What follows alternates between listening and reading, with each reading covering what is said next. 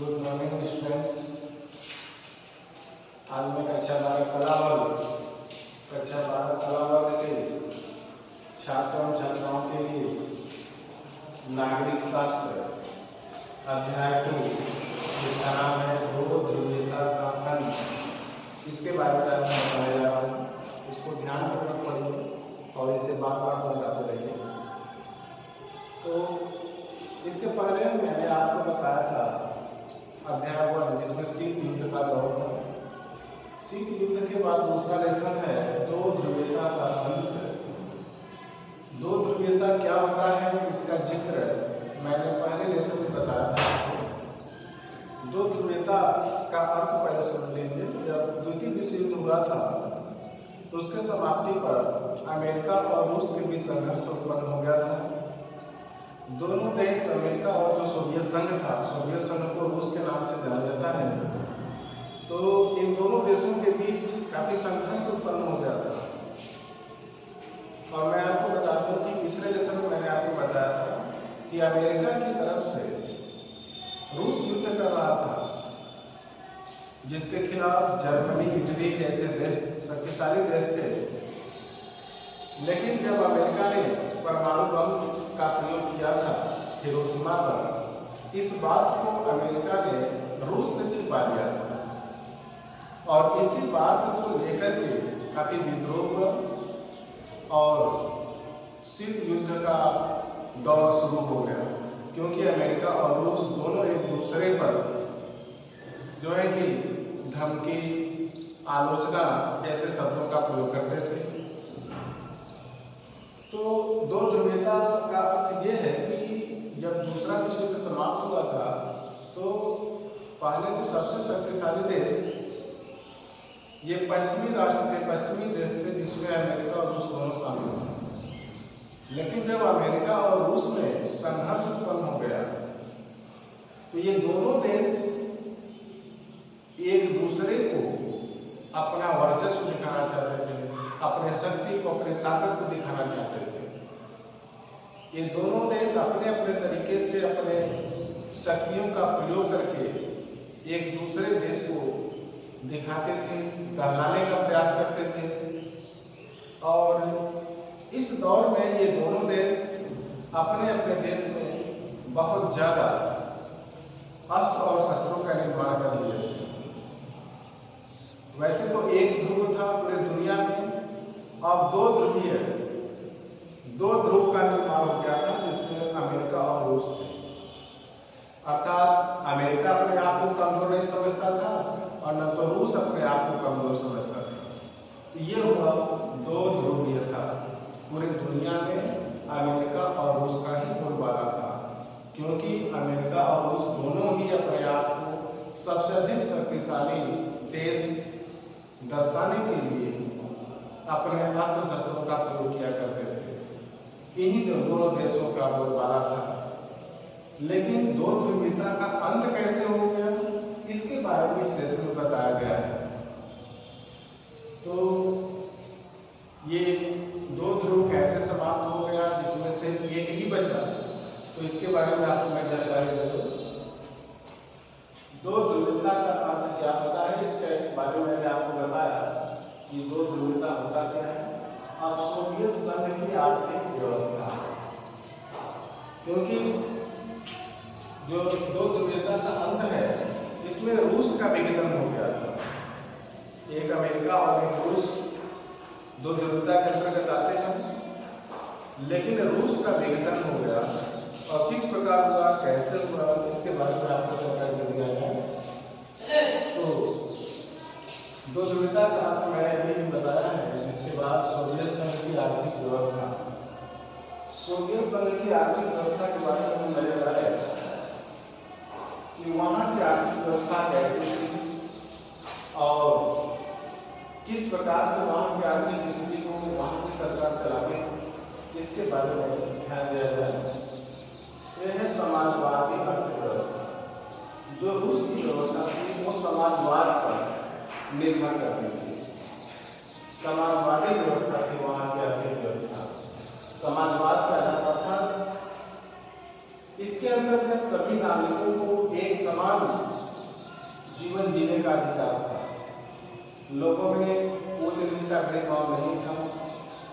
और इसके विपरीत जो अमेरिका था वो पूंजीवादी अर्थव्यवस्था पर ज्यादा ध्यान जो है कि देता था, लेकिन रूस पूंजीवादी व्यवस्था पर विश्वास नहीं करता था, वो साम्यवादी विचारधारा पर ज्यादा बल देता था और इसीलिए वहाँ की जो व्यवस्था है समाजवादी अर्थव्यवस्था है। इसके अंतर्गत सभी को एक समान तरीके से अपनी आर्थिक स्थिति, अपनी सामाजिक स्थिति को सुधारने और आगे बढ़ाने का जो है कि बल दिया जाता था या उन्हें प्रोत्साहन दिया जाता था। और उसके बाद आती है नियोजित अर्थव्यवस्था। नियोजित अर्थव्यवस्था का तात्पर्य यह है कि वहाँ की जो फाइनेंशियल मैनेजमेंट था अर्थात अर्थव्यवस्था वो नियोजित तरीके से की जाती थी। वो अनियोजित नहीं थी बल्कि सुनियोजित थी कि कैसे किसी भी क्षेत्र में किस प्रकार से धन को खर्च किया जाए जिससे कि वहाँ की देश और वहाँ की जो जनता है वो बहुत जल्दी विकास के प्रगति की ओर आगे बढ़े। इसीलिए वहाँ की जो अर्थव्यवस्था थी वो नियोजित थी और इसी नियोजित अर्थव्यवस्था के कारण ही रूस की जो आर्थिक व्यवस्था थी बहुत ही सुदृढ़ थी और बहुत ही मजबूत थी। अर्थात वहाँ की आर्थिक व्यवस्था पर बहुत ही पैनी नजर वहाँ की सरकार रखती थी ताकि किसी भी प्रकार की असुविधा न हो। जीवन स्तर, वहाँ का जो लाइफ लेवल था, जीवन स्तर था जीने का, वो पूर्वी देशों की तुलना में कुछ अलग था, पश्चिमी देशों की तुलना में अलग था। अच्छा, जबकि पश्चिमी देशों का जो पश्चिमी जो देश थे जैसे जो अमेरिका है और ब्रिटेन है जैसे पश्चिमी देश में आते हैं, तो उनके जीवन स्तर की तुलना में जो पूर्वी देश है जिसमें रूस आता है वहाँ के जीवन स्तर में काफी अंतर था। अर्थात उन दोनों के तकनीकी में, राजनीति में, शिक्षा में काफी अंतर था। जिस स्तर से पूर्वी देश के लोग अर्थात रूस के लोग अपना जीवन यापन करते थे, तो इसके विपरीत जो पश्चिमी देश थे वहाँ के लोगों का जीवन स्तर कुछ अलग प्रकार का था। वहाँ का जो संस्कृति था, वहाँ का जो शिक्षा था, वहाँ का जो राजनीतिक व्यवस्था था वो पूर्वी देशों से कुछ अलग था। लेकिन फिर भी रूस का जो जीवन स्तर है ये भी रूस की या सोवियत संघ की आर्थिक व्यवस्था को काफी मजबूत बनाता है। ये तीन मुख्य कारण हैं जिसकी वजह से सोवियत संघ की आर्थिक व्यवस्था सुदृढ़ थी। लेकिन उसके बाद क्या होता है, सोवियत संघ की राजनीतिक व्यवस्था, ये तो होगा सोवियत संघ की आर्थिक व्यवस्था। अब हम जरा फोकस डालें सोवियत संघ की राजनीतिक व्यवस्था, तो कम्युनिस्ट पार्टी की तानाशाही, तो यही सब देखिए विघटन का कारण है। तो हम लोग सोवियत संघ की राजनीतिक व्यवस्था पर नजर डालें तो कम्युनिस्ट पार्टी की तानाशाही का तात्पर्य होता है कि जब एक ही व्यक्ति या एक ही समूह पूरा जो है कि अपना बल का प्रयोग करे वहाँ के नागरिकों पर, अपने बात को मनवाने का प्रयोग करे, चाहे उचित तरीके से चाहे अनुचित तरीके से, ये तानाशाही के अंतर्गत आता है। जैसे जर्मनी का तानाशाह था हिटलर, तो वहाँ पर कम्युनिस्ट एक पार्टी थी रूस में, सोवियत संघ में, जिसकी तानाशाही चलती थी। अर्थात इनका विरोध करने का अधिकार वहाँ की आम जनता को नहीं था। ये कम्युनिस्ट पार्टी की तानाशाही थी जो सोवियत संघ की राजनीतिक व्यवस्था को दर्शाती है। अफसरशाही, वहाँ पर जो सरकारी कर्मचारी थे, जो अफसर लोग थे, वे अपने ही बात को मनवाने का प्रयास करते थे और यही कारण है कि वहाँ की जनता में मतभेद उत्पन्न हो गया। आपस में ही जब मतभेद होता है तो उस देश का जो विकास दर होता है वो धीरे धीरे घटने पार्टी की तानाशाही और दूसरा है अफसरशाही। इन दोनों कारणों से सोवियत संघ की जो राजनीतिक व्यवस्था थी वो धीरे धीरे समाप्त होने लगी, धीरे धीरे कमजोर होने लगी। समाचार पत्रों, रेडियो और टेलीविजन पर सरकार का अधिकार।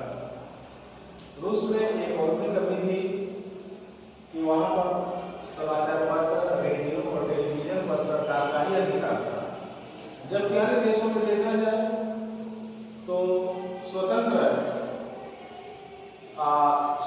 जो है कि समाचार पत्र होते हैं, अर्थात जो प्रेस होते हैं वो निष्पक्ष होते हैं, उन पर किसी का भी अधिकार नहीं होना चाहिए। जैसे हमारा भारत है, अमेरिका है, वहाँ के जो प्रेस वाले हैं वो बिल्कुल स्वतंत्र हैं, उन पर किसी भी प्रकार का फाउंडेशन नहीं डाला जा सकता है। लेकिन रूस में जो है कि समाचार पत्र हो, चाहे रेडियो हो या टेलीविजन हो, उन पर सरकार का एकाधिकार था, मतलब सरकार का पूरा आधिपत्य था, सरकार का पूरा नियंत्रण था। सरकार अपने मन से समाचार पत्रों को प्रकाशित करती थी, जो भी सूचना रेडियो के माध्यम से देना था या टेलीविजन के माध्यम से दिया जाना था, वहाँ की सरकार जो कहती थी वही वहाँ प्रसारित होता था, और जो कहती थी वहाँ की सरकारें वही समाचार पत्र और पत्रिकाओं में वही बातें वहाँ पर प्रकाशित की जाती थी, पब्लिश की जाती थी। तो इस प्रकार की सरकारी व्यवस्था थी, इस प्रकार की राजनीतिक व्यवस्था थी सोवियत संघ में। और दूसरी बात, निजी अधिकारों और नागरिक स्वतंत्रता का अभाव। जैसे निजी अधिकार और नागरिक स्वतंत्रता का अभाव, जो पश्चिमी देश थे वहाँ पर निजी अधिकार और नागरिक स्वतंत्रता का अभाव नहीं है। जैसे अमेरिका हो गया, ब्रिटेन हो गया, तो इन सब देशों में निजी अधिकार और नागरिक स्वतंत्रता का अभाव नहीं। लेकिन सोवियत संघ की राजनीतिक जो व्यवस्था है उसके अंतर्गत ये देखा गया कि आप वहाँ पर अपना निजी अधिकार, कोई निजी कंपनी, कोई निजी उद्योग स्थापित नहीं कर सकते। यदि आप जो भी वहाँ पर निजी या अपना कोई कारखाना या कोई फैक्ट्री या कोई बड़ा उद्योग आप स्थापित करना चाहते हैं, तो उस पर पूरा अधिकार वहाँ की सरकार का और नागरिक स्वतंत्रता का भी अभाव। अर्थात जैसे पश्चिमी देशों में आपको अपने तरीके से जीवन जीने का अधिकार है, आप कहीं भी आने जाने के अधिकारी हैं, क्योंकि आप एक स्वतंत्र देश के नागरिक हैं, तो आपको स्वतंत्रतापूर्वक जीवन जीने का अधिकार होना चाहिए। लेकिन सोवियत संघ अर्थात रूस में नागरिक स्वतंत्रता का भी वहाँ पर अभाव पाया गया। तो इन्हीं सब कारणों से रूस का विघटन होना स्वाभाविक था। ये था रूस की आर्थिक व्यवस्था, जो मैंने आपको 3 पॉइंट के अंतर्गत बताया। और दूसरी बात होती है रूस या सोवियत संघ की राजनीतिक व्यवस्था। वहाँ की राजनीतिक व्यवस्था के जो मेन तथ्य थे, इन्हीं आधारों पर वहाँ की राजनीति चलती है, या ये कह सकते हैं कि इन्हीं जो 4 मुख्य बिंदु हैं, इन्हीं के आधार पर वहाँ की राजनीतिक व्यवस्था चलाई जाती है। अब इसके बाद देखिए, इसके बाद जो अगला टॉपिक आता है सोवियत संघ का विघटन। जिस देश में आर्थिक स्थिति ऐसी हो और राजनीतिक व्यवस्था ऐसी हो जो अभी हमने वर्णन किया है, तो ऐसे देश का विघटन होना स्वाभाविक है। तो सोवियत संघ या रूस का विघटन कब हुआ था? मैंने ब्रैकेट में लिखा है 25 दिसंबर 1991 को सोवियत संघ अर्थात रूस का पूर्ण विघटन हो गया। और जैसे ही इसका पूर्ण विघटन हुआ तो शीत युद्ध दौर का भी शीत युद्ध का जो दौर है वो भी धीरे धीरे समाप्त हो गया। शीत युद्ध के समय ही ये सोवियत संघ का विघटन हुआ था, उसी के समय। और जैसे विघटन हुआ शीत युद्ध के दौर का भी कार्यकाल समाप्त हो गया। लेकिन हम यहाँ पर आपको बताना चाहेंगे कि जो सोवियत संघ का विघटन है, उस विघटन के क्या कारण हैं। मैंने कुछ कारणों को लिखा है, क्योंकि किसी के भी विघटन, पतन या सफलता के कुछ कारण होते हैं, उसके कुछ रीजन होते हैं। तो क्या रीजन हो सकता है सोवियत संघ के विघटन का? तो जरा देखा जाए गोर्बाचेव की नीतियां। गोर्बाचेव कौन है? ये मिखाइल गोर्बाचेव, इनका पूरा नाम मिखाइल गोर्बाचेव, 1985 में रूस के राष्ट्रपति बने थे। तो गोर्बाचेव की कुछ नीतियां थी। वहां पर जो कुछ भ्रष्ट अफसर थे, कुछ भ्रष्ट नेता जो थे, और जो कम्युनिस्ट पार्टी के अफसरशाही लोग थे, इन लोगों से गोर्बाचेव, जो मिखाइल गोर्बाचेव है, ये सेटिस्फाइड या संतुष्ट नहीं थे। मिखाइल गोर्बाचेव अपनी तरीके से वहां की शासन व्यवस्था को बनाना चाहते थे, लेकिन जो लोग गोर्बाचेव की नीतियों से संतुष्ट नहीं थे, वे इनका विरोध करते थे। लेकिन गोर्बाचेव एक अच्छे और सफल राष्ट्र के निर्माण की तरफ आगे बढ़ रहे थे, और उनकी जो नीतियां थी ये लोगों के भलाई के लिए थी, और जो अफसरशाही तानाशाही व्यवस्था थी उस व्यवस्था को समाप्त करना चाहते थे। पूर्वी यूरोप में कम्युनिस्ट पार्टी व सरकारों का पतन, और दूसरा विघटन का कारण यह हुआ। अच्छा, तो गोर्बाचेव की नीतियां आपको समझ में आ गई होंगी कि गोर्बाचेव की जो नीति थी ये पूर्ण रूप से सफल नहीं हो सकी, जिसके परिणामस्वरूप सोवियत संघ का विघटन हो गया। और दूसरा पॉइंट है पूर्वी यूरोप में कम्युनिस्ट पार्टी व सरकारों का पतन। तो पूर्वी यूरोप जिसमें रूस रहता है, और उसके बाद हम आपको अभी बताया थे कि जो पश्चिमी राष्ट्र था जिसमें अमेरिका और ब्रिटेन जैसे देश शामिल हैं, तो उन देशों के तुलना में जो पूर्वी देश हैं, पूर्वी यूरोप में जो कम्युनिस्ट पार्टी व सरकारें थी, अब उनका पतन हो गया। अर्थात कम्युनिस्ट पार्टी जो थी और जो वहाँ की सरकारें थी सोवियत संघ की, जो अपने हिसाब से अपने बल पर वहाँ की सरकार को आगे बढ़ाती थी, वहाँ की शासन व्यवस्था का संचालन करती थी, अब धीरे धीरे उसका पतन हो गया था। और जिस देश की पार्टी और सरकार का पतन हो जाएगा, उस देश का विघटन स्वतः ही हो जाएगा। तो सोवियत संघ के विघटन का यह भी एक मुख्य कारण रहा है। उसके बाद पश्चिमी देशों की भूमिका। पश्चिमी देशों की भी भूमिका थी सोवियत संघ के विघटन में, क्योंकि पश्चिमी देश का जो आर्थिक व्यवस्था था और वहाँ की जो विकास की प्रक्रिया थी, वे पूर्वी देशों की तुलना में बहुत आगे निकल चुकी थी। वहाँ के जो नागरिक थे, वहाँ की जो सरकार थी, वे अपने आप को इतना ज़्यादा डेवलपमेंट कर लिए थे कि पूर्वी यूरोप के जो नागरिक थे वे पश्चिमी देश के नागरिकों से काफ़ी प्रभावित हुए, और वे भी चाहते थे कि हमारे देश में पश्चिमी देशों की तरह ही यहाँ की शासन व्यवस्था हो और यहाँ के नागरिक अपना जीवन यापन उसी प्रकार से करें जिस प्रकार से पश्चिमी देश के लोग करते थे।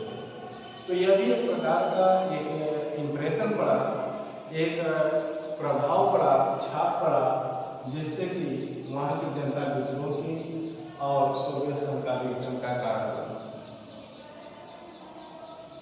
आर्थिक विफलताएं। जिस आर्थिक व्यवस्था पर, यहाँ पर मैंने आपको आर्थिक व्यवस्था बताया था, समाजवादी अर्थव्यवस्था और नियोजित अर्थव्यवस्था, और वहाँ का जो जीवन स्तर था ये पूरी तरह सफल नहीं हुई और विफलता के मार्ग पर आगे बढ़े। अर्थात किसी भी देश में ऐसा संभव नहीं हुआ है कि प्रत्येक नागरिक एक समान और एक तरीके से अपना जीवन यापन करे। एक तरीके से असंभव जैसा कार्य करता लगता है कि आप जितना मेहनत करेंगे उतना ही आगे जाएंगे, और जो मेहनत नहीं करता है वो कभी भी विकास के मार्ग पर नहीं जा सकता है। तो हर देश में एक क्रियाशील व्यक्ति होता है और एक निष्क्रिय व्यक्ति होता है। तो ये दोनों में अंतर होता है, जैसे ऊंच नीच, अमीरी गरीबी, रात दिन, ये सब जो अंतर बना है ये कभी एक समान नहीं हो सकता है। तो आर्थिक विफलताएं अर्थात वहाँ पर जब आर्थिक व्यवस्था एक समान नहीं हो सकी तो वहाँ की आर्थिक जो व्यवस्था थी वो सफल भी नहीं हो सकी, और जब वहाँ की आर्थिक व्यवस्था विफल हो गई तो वहाँ जो सोवियत संघ का विघटन का ये कारण बना। अगला है सैन्यीकरण। सैन्यीकरण का तात्पर्य है कि सोवियत संघ ने जिन पूर्वी राज्यों में, जिन पूर्वी देशों में अपने सेनाओं को तैनात किया था, अब मिखाइल गोर्बाचेव के राष्ट्रपति बन जाने के बाद वहाँ से उन्होंने, क्योंकि वे अपने तरीके से वहाँ की शासन व्यवस्था, वहाँ की सरकार को चलाना चाहते थे, तो उन्होंने क्या किया कि जहाँ जहाँ पर रूस के सैनिक तैनात थे जिन देशों में, वहाँ से उन्होंने उन सैनिकों को वापस बुला लिया। और जब वापस बुला लिया तो जो अन्य देश थे उन्होंने अपने तरीके से अपना जीवन यापन शुरू कर दिया। अब रूस का प्रभाव अन्य पूर्वी देशों पर नहीं रहा और अन्य जो पूर्वी देश थे अब वे अपने तरीके से अपना जीवन जीना चाहते थे, अपना वर्चस्व दिखाना चाहते थे, अपने पैर पर खड़ा होना चाहते थे। और ये सैनिकरण भी, सैन्य मतलब सैनिक, सेना को तैनात करने का जो सिस्टम था, सैनिकों की भर्ती और उनके जो व्यवस्था का जो कार्यक्रम था, ये भी सोवियत संघ के विघटन का एक कारण है। तो ये हो गया सोवियत संघ के विघटन के कारण। ये जब विघटित हो गया तो यहाँ पर देखिए सोवियत संघ के विघटन के परिणाम, इसका परिणाम क्या हुआ ये भी दिखा जाए।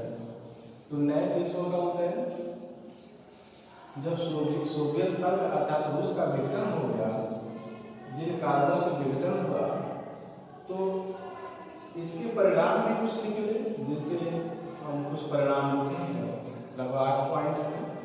तो नए देशों का उदय, नए देशों का उदय का तात्पर्य है कि जिन देशों पर रूस का अधिकार था अब एक पूरी तरीके से मुक्त हो गए और नए नए देशों का उदय होने लगा। अब नए देश उभर कर आने लगे। वैसे तो केवल 2 ही देश थे पूरे विश्व में जिसमें अमेरिका और रूस थे। अमेरिका का स्थिति तो अभी भी सुदृढ़ है, लेकिन रूस में जब विघटन हो गया, क्योंकि रूस में 15 राष्ट्र थे जो एक साथ थे, लेकिन उसमें से 12 लोग अपना एक अलग राष्ट्र बनाने का विचार प्रस्तुत किए और इस तरीके से रूस पूरी तरीके से विघटित हो गया। तो उसके बाद नए नए देशों का उदय होने लगा। तो ये परिणाम हुआ कि नए देश उभर कर सामने आने लगे। दूसरा पॉइंट शीत युद्ध से उत्पन्न संघर्ष की समाप्ति, क्योंकि जैसे ही बर्लिन का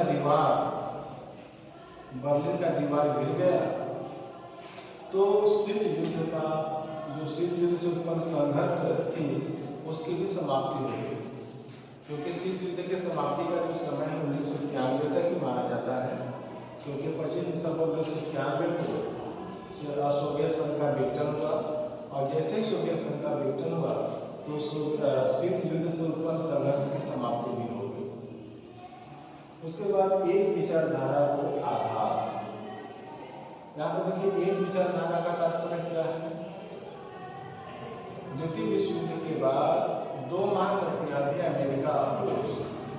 जब रूस का विघटन हो गया, वैसे तो अमेरिका और रूस दोनों के विचारों से कहीं भी कोई निर्णय लिया जाता था, लेकिन रूस के विघटन हो जाने के साथ उसके विचारधारा का भी समापन हो गया। अब वो अपना विचार, अपना राय वो किसी दूसरे देश को देने में असमर्थ था, क्योंकि वो विघटित हो चुका था। तो इस प्रकार एक विचारधारा को गहरा आघात पहुंचा। भारत को आघात, भारत को भी आघात लगा जब रूस विकसित हो गया, क्योंकि भारत और रूस के साथ आदिकाल से बहुत अच्छा संबंध है। भारत और रूस एक मित्रता की मिसाल है। आज के दौर में भी रूस हमारे भारत के साथ है, लेकिन ये मित्रता बहुत पहले से ही है। तो जब रूस का विघटन हो गया तो उस समय जो हमारे देश के साथ आर्थिक संबंध था उसमें कोई दरार न पड़े, इसलिए भारत को इस बात का आघात पहुंचा कि यदि रूस विघटित हो जाएगा तो कहीं ऐसा न हो कि हमारे देश के साथ अर्थात भारत के साथ और रूस की जो मित्रता है वो समाप्त न हो जाए, क्योंकि रूस एक शक्तिशाली देश था। जब शक्तिशाली देश के साथ भारत मित्रता किया तो बाकी देश जैसे अमेरिका भी उस समय भारत के खिलाफ था, और पाकिस्तान और चीन, ये जो देश थे ये हमारे भारत से डरते थे और हमारे भारत की भूमि पर कब्जा करने से कतराते थे। इसका दिन ये है कि हमारे भारत के साथ रूस जैसा एक शक्तिशाली देश साथ था।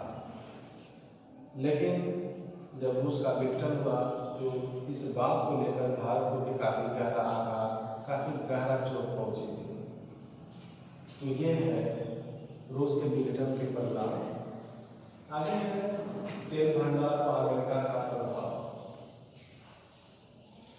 जब अमेरिका और रूस दोनों अलग अलग हो गए तो अमेरिका एक अपना अलग चाल चलने लगा। वो तेल का बहुत भारी मात्रा में भंडारण करने लगा और पूरी दुनिया पर अमेरिका अपना वर्चस्व, अपना प्रभाव दिखाने का प्रयास करने लगा, क्योंकि अमेरिका पूरी दुनिया में एकमात्र शक्तिशाली देश बनकर रह गया है।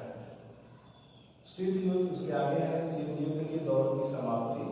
जैसा कि मैंने आपको पहले ही बताया था कि जैसे ही सोवियत संघ का विघटन हुआ 25 दिसंबर 1991 में, तो ये वही समय है जो शीत युद्ध की समाप्ति को बतलाता है, क्योंकि बर्लिन की दीवार भी उस समय गिरा दी गई थी। तो शीत युद्ध के दौर की समाप्ति रूस के विघटन की समाप्ति या रूस के विघटन के साथ ही वो समाप्त हो गया। तो ये भी एक परिणाम निकला था।